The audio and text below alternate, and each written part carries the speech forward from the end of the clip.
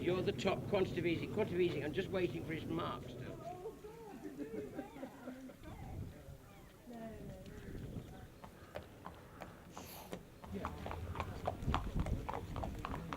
We'll just show you a few horses.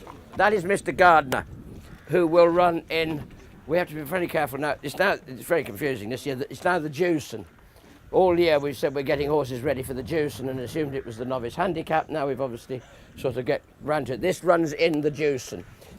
He won very well at Huntingdon, and then he ran a great race in the Scilly Isles behind Medabits. He just sort of knuckled.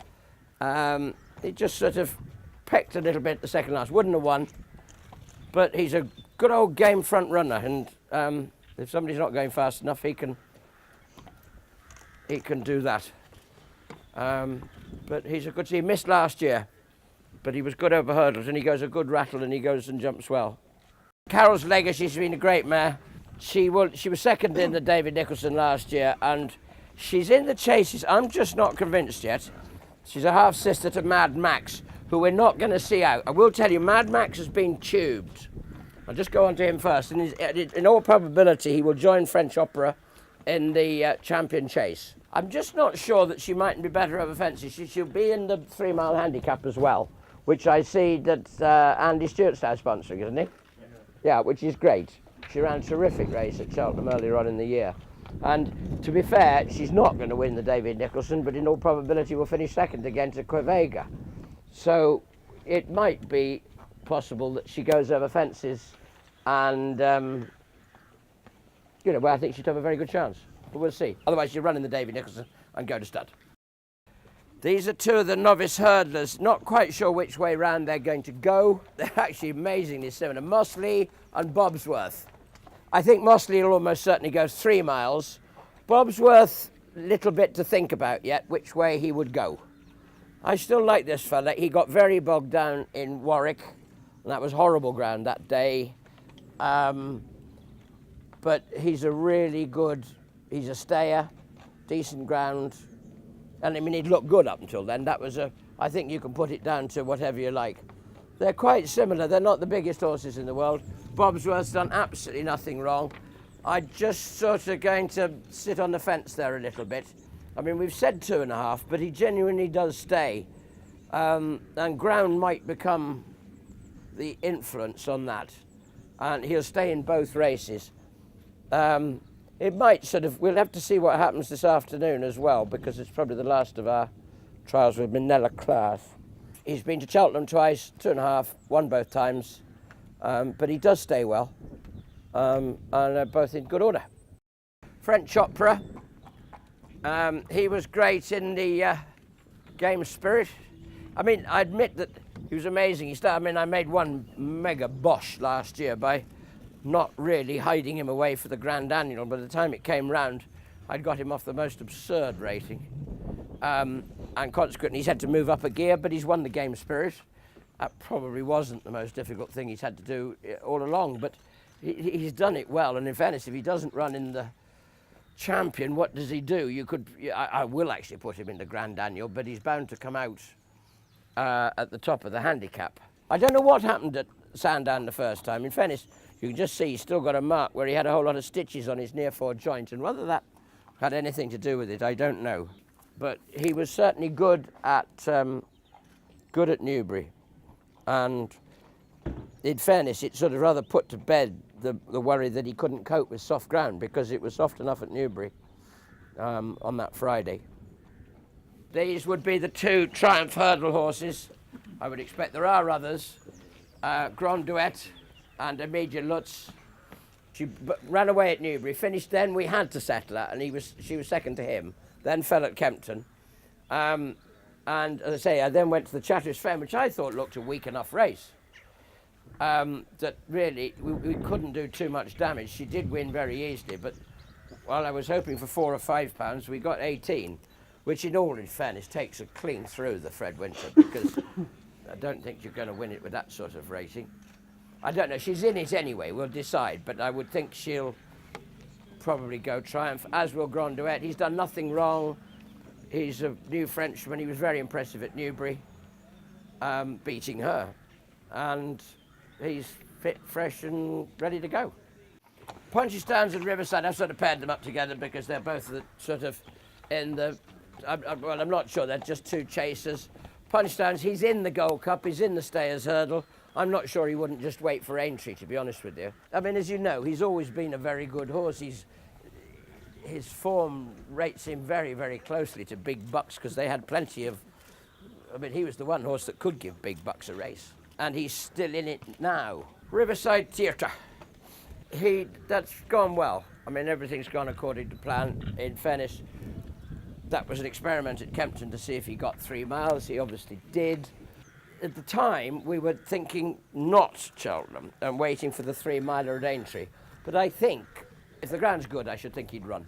I admit there would be those that said what happened in the Arkle last year, but I mean, I've always maintained he's not a 2-miler. He'll have to keep his wits about him over 2 mile 5 round there. It was a nice race for him at Ascot. They went nice and steady, and he was able to get into a nice rhythm. He'll have to be able to do that. Ericht. This is a surprise to me, really, because I hate the Cheltenham bumper. If you're not good enough for it, it's a brutal race, because you're flat out, you're coming down that hill with babies, and they get everywhere, and wheels fall off them.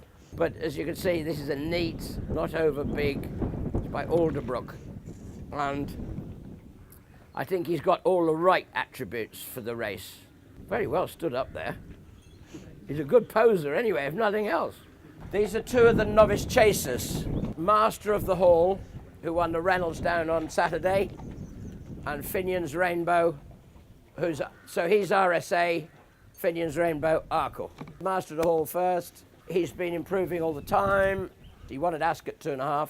We then went to Cheltenham 2.5, and I don't know, some of us weren't just at their peak, but we then went to Huntingdon over 3 and Ascot over 3. And I think just by slowing that pace down half a stride has helped him a lot. It's going to be a very different ball game. He's only been, his last 2 runs, admittedly, have been in sort of 4, 5 horse fields. But he's got confidence again now, and he jumped beautifully and travelled. He did everything right at Ascot. Burton Port won it last year and was second in the RSA. Finian's, he's the opposite, you wouldn't believe it. I mean, that won a point in Ireland. It gave us a clue when he got beaten in the Challow last year, when he looked certain to win, jumping the last, that he might not have got home. And consequently, we have started the year looking at 2 miles. In all probability, somebody will want to go quicker than we want to in the early parts of the Arkle, and if they do, they can. He just wants to get into his rhythm. He's so good when you let him run and just eat fences. Right, 2 good old hurdlers, Oscar Whisky and Zaynar. They're both in the Stayers Hurdle. I'm pretty sure he'll stay. Barry's just trying to talk me into going, not talk me into, but saying, you're not sure you don't need 3 miles with Oscar Whisky. But he's always got a lot of speed. If he has to go further eventually, I'd be happy for him to do so. I wish there was a 2.5, because if there was, that's where he'd be going. And if there was, that's where he'd be going too. Zaynar, life hasn't been easy. I mean, everything started well last year, but it actually didn't finish badly. He was 3rd in the Champion Hurdle. I'm struggling with Trip. As you know, he wears cheek pieces. We have tried blinkers. I thought he did too much in them, but he's in very good order. He's had a little break. He's fresh and well. He might just have a racecourse gallop, do we think, next week? He might just go to Kempton with a few and have a spin round there. But he's just in good form at the moment, so it's a big question of where we go. I think Oscar will go Champion Hurdle. Di is abroad, so I'm having a quiet week. Right, Supreme Novice Hurdle. Sprinter Sacra and Spirit Sun. 2 lovely horses that have done absolutely nothing wrong at all. That will be, as you can see, the most spectacular chaser next year. He's a beautiful horse. But you can see what I mean. He's still a bit raw, and mind you, he only ran on Saturday, so you're not actually, he'll be a bit more covered up in a week's time. He's just about to have a saline. He's going to make a wonderful chaser next year. He's Travado, he's Jack the Giant, he's all that sort of thing. He's just a really lovely looking horse. Spirit Sun. he's done nothing wrong. He only had one run in France. In fairness, just to cut a long story, he actually had 2 runs in France. He ran in the same race twice. But it looks as if he only had 1 run, which he won, which was quite a good hurdle race at Auteuil. And then he came over, we went to Huntingdon, and he won very easily. Then Exeter, where I did think he was very impressive.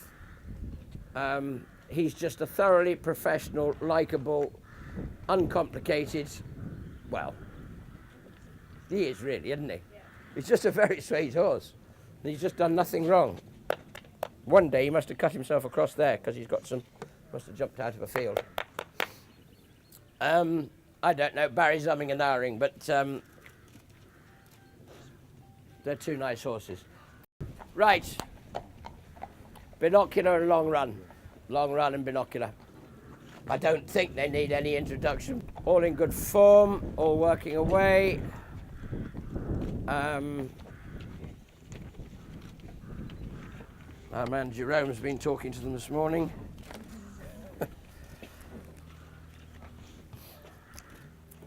Binocular, please, if you just prick your ears and look happy. Hey? There you go.